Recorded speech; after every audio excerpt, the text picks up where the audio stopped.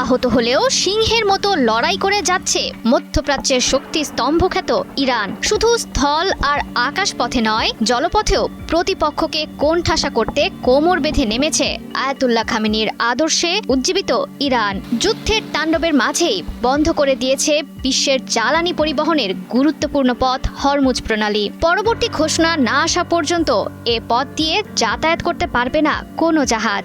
২১ থেকে ৩০ কিলোমিটার প্রস্থের সরু প্রণালীতে নিষেধাজ্ঞা জারির মাধ্যমে বিশ্ব অর্থনীতির তেলের বাজারে ঝড় তুলল ইরান। দেশটির এমন পদক্ষেপের ফলে চলমান যুদ্ধের গণ্ডি আর আঞ্চলিকতায় সীমাবদ্ধ থাকল না, বরং পা বাড়ালো বৈশ্বিক অর্থনীতি যুদ্ধের পথে। বিশ্বের চোখে আঙ্গুল দিয়ে দেখিয়ে দিল ইরান ভাঙতে জানলেও মচকাতে জানে না। শির দ্বারা উঁচু করেই তারা শত্রুর পথে বাধা হয়ে দাঁড়াতে পারে। ইরানে যুদ্ধের আগুন লেগেছে এমন খবরে যখন ব্যস্ত পুরো বিশ্ব, তখনই নিজেদের কৌশলগত পদক্ষেপের একাংশ সামনে আনলো ইরানের সামরিক বাহিনীর ডান হাত আইআরজিসির নৌবাহিনী। VHF ফ্রিকোয়েন্সিতে ঘোষণা করলো হরমুজ প্রণালী ব্যবহার করে যাতায়াত করতে পারবে না কোনো জাহাজ। খবরের সব সিরিয়াস আপডেট তো জানলেন, এবার একটু বিনোদন হয়ে যাক। ঘুরে আসুন আমাদের চরবিজয় গ্রুপ চ্যানেল থেকে। এই ভিডিওর ডেসক্রিপশন বক্সে আমাদের চ্যানেলের লিংক আছে, এক ক্লিকে গিয়ে দেখে আসুন।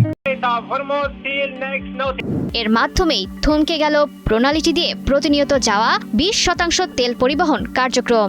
আমেরিকা ও ইসরায়েলের অপকর্মের নৈতিক সমর্থন দেয়া কাতার, সৌদি আরব, ইরাক, কুয়েত, সংযুক্ত আরব আমিরাতের মতো তেল রপ্তানির বড় কাণ্ডারিগুলো মূলত হরমুজের ওপরই নির্ভরশীল। কয়েকদিনের জন্য প্রণালীটি বন্ধ থাকলেই আকাশচুম্বী হবে তেলের দাম। তবে হরমুজ প্রণালী বন্ধের ঘোষণায় নেই অবাক হওয়ার মতো কিছু, কারণ ইরান আগেই জানিয়েছিল পরিস্থিতি বিবেচনায় যে কোনো মুহূর্তে তারা বন্ধ করে দিতে পারে হরমুজের পথ।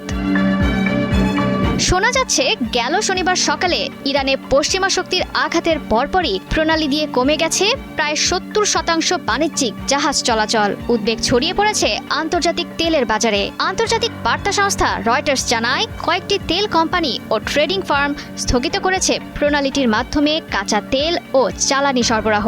বিশ্বের প্রধান তেলের নির্ধারক সূচক ব্রেন্ট ক্রুডের তথ্যমতে শুক্রবার পর্যন্ত ব্যারেল প্রতি তেলের দাম $৭৩ স্থিতিশীল ছিল। জ্বালানি বিশেষজ্ঞদের মতে রোববার পর্যন্ত সংঘাত চলমান থাকলে তেলের দাম বাড়বে প্রায় $৫ থেকে $১০। অস্থিতিশীলতার ঢেউ লাগতে পারে আন্তর্জাতিক মুদ্রা বাজারেও।